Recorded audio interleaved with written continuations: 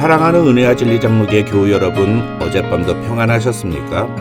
오늘도 우리의 일상 속에서 그리스도인으로 살아가기 어려운 모든 문제들을 주님께 가지고 나아가 주님이 해결해 주시는 은혜를 경험하는 저와 여러분이 되시기를 주님의 이름으로 축원합니다. 오늘 새벽에 만나 본문은 민수기 27장 12절에서 23절입니다.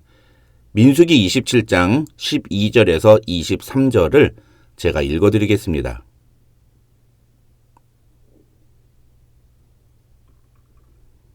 여호와께서 모세에게 이르시되 너는 아바림 산에 올라가 내가 이스라엘 자손에게 준 땅을 바라보라. 본 후에는 내 형 아론이 돌아간 것 같이 너도 조상에게로 돌아가리니 이는 신광야에서 회중이 분쟁할 때에 너희가 내 명령을 거역하고 그 물가에서 내 거룩함을 그들의 목전에 나타내지 아니하였음이니라. 이 물은 신광야 가데스의 무리바 물이니라. 모세가 여호와께 여짜와 이르되 여호와 모든 육체의 생명의 하나님이시여 원하건대 한 사람을 이 회중 위에 세워서 그로 그들 앞에 출입하며 그들을 인도하여 출입하게 하사 여호와의 회중이 목자 없는 양과 같이 되지 않게 하옵소서. 여호와께서 모세에게 이르시되 눈의 아들 여호수아는 그 안에 영이 머무는 자니 너는 데려다가 그에게 안수하고 그를 제사장 엘르아살과 온 회중 앞에 세우고 그들의 목전에서 그에게 위탁하여 네 존귀를 그에게 돌려 이스라엘 자손의 온 회중을 그에게 복종하게 하라. 그는 제사장 엘르아살 앞에 설 것이요 엘르아살은 그를 위하여 우림의 판결로서 여호와 앞에 물을 것이며 그와 온 이스라엘 자손 중 온 회중은 엘르아살의 말을 따라 나가며 들어올 것이니라. 모세가 여호와께서 자기에게 명령하신 대로 여호수아를 데려다가 제사장 엘르아살과 온 회중 앞에 세우고 그에게 안수하여 위탁하되 여호와께서 모세에게 명령하신 대로 하였더라.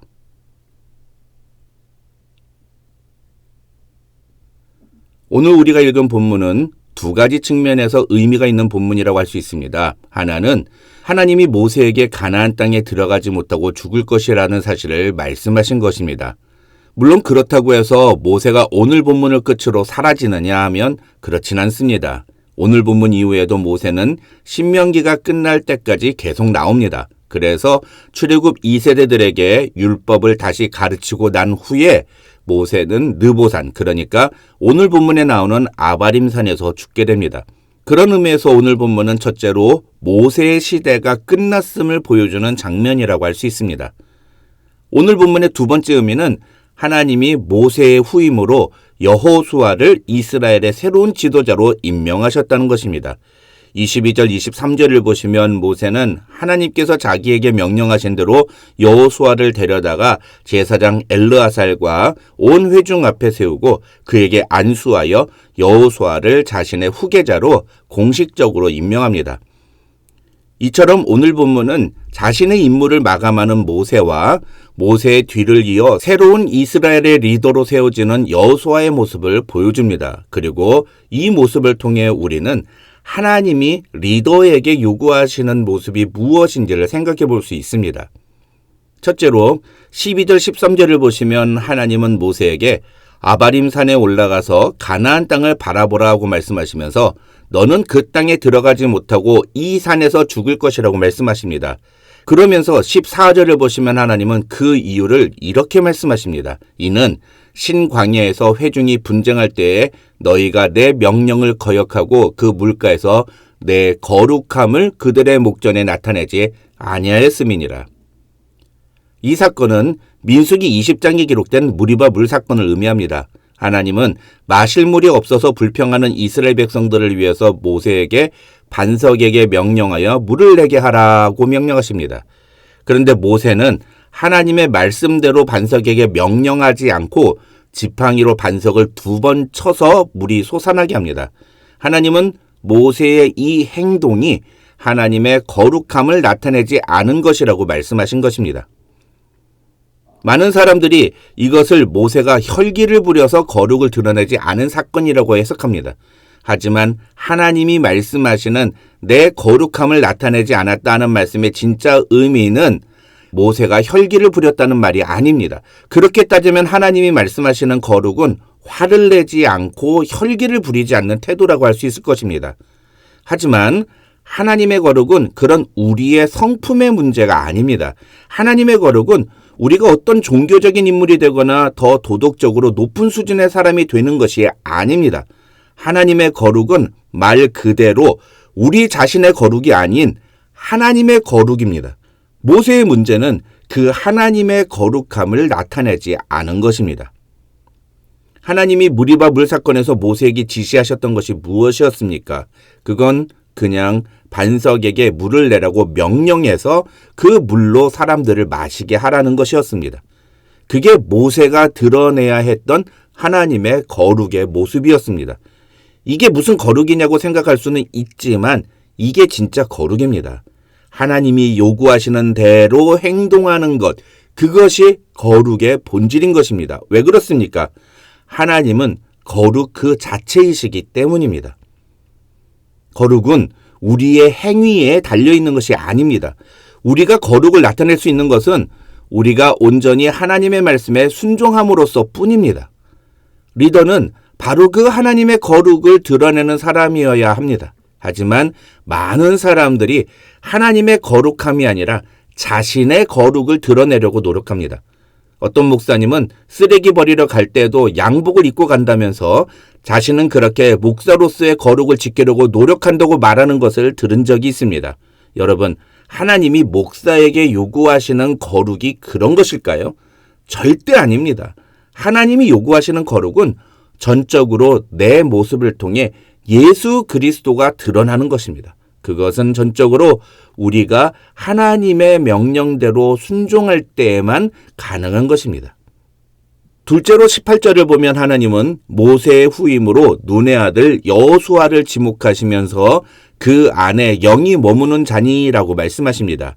이 그 안에 영이 머무는 자라는 표현을 옛날 한글 성경에서는 신의 감동된 자라고 번역했는데 히브리어 원문 그대로 번역하면 차라리 신이 그 안에 있는 자라는 표현이 더 어울립니다.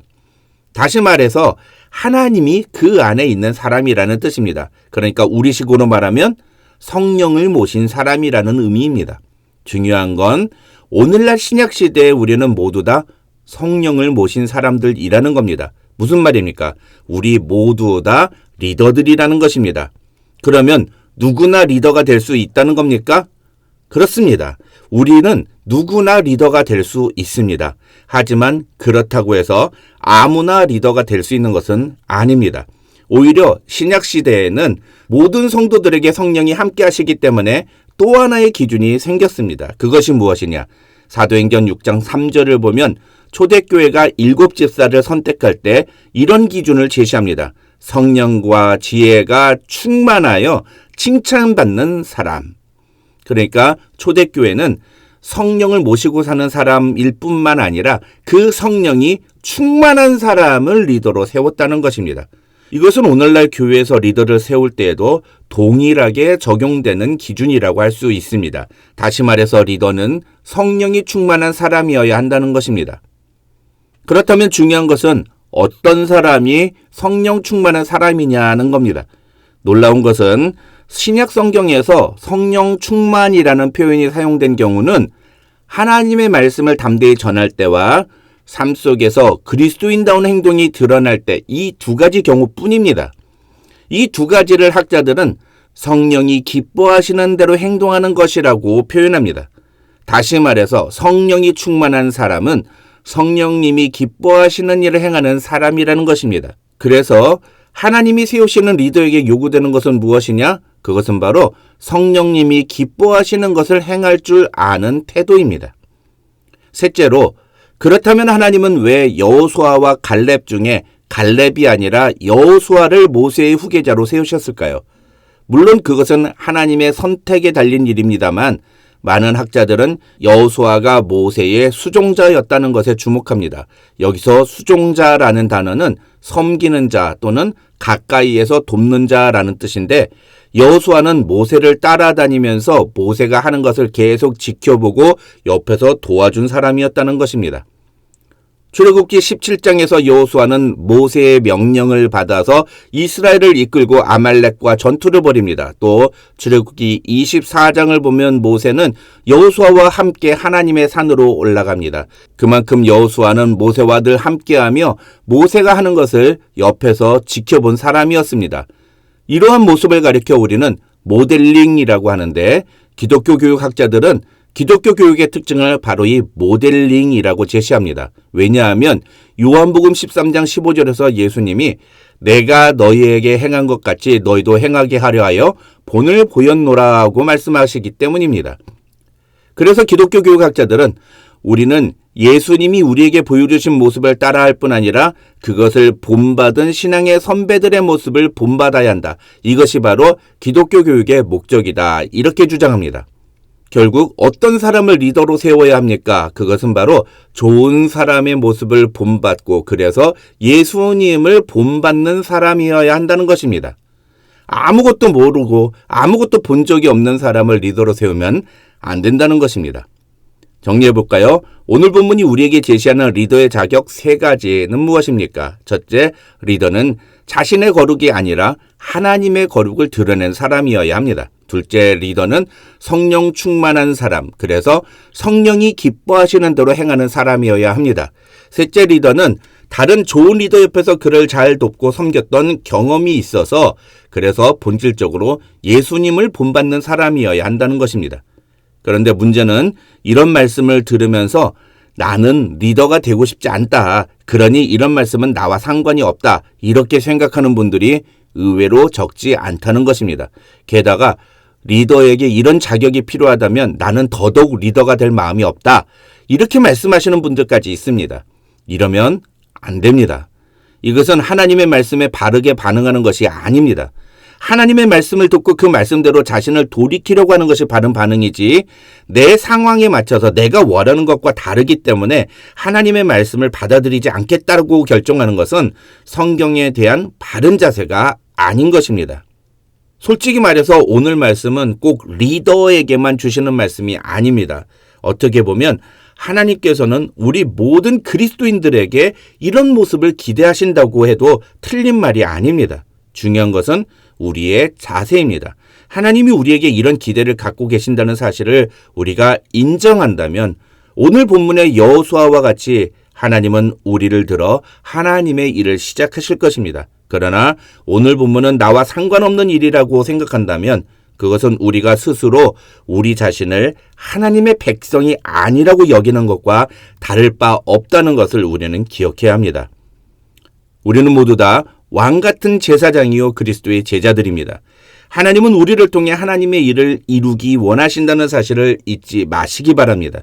그러기 위해 우리는 하나님의 거룩을 드러내는 자들이 되어야 합니다. 우리는 성령이 기뻐하시는 일을 행하는 자들이 되어야 합니다. 우리는 예수를 본받는 자들이 되어야 합니다.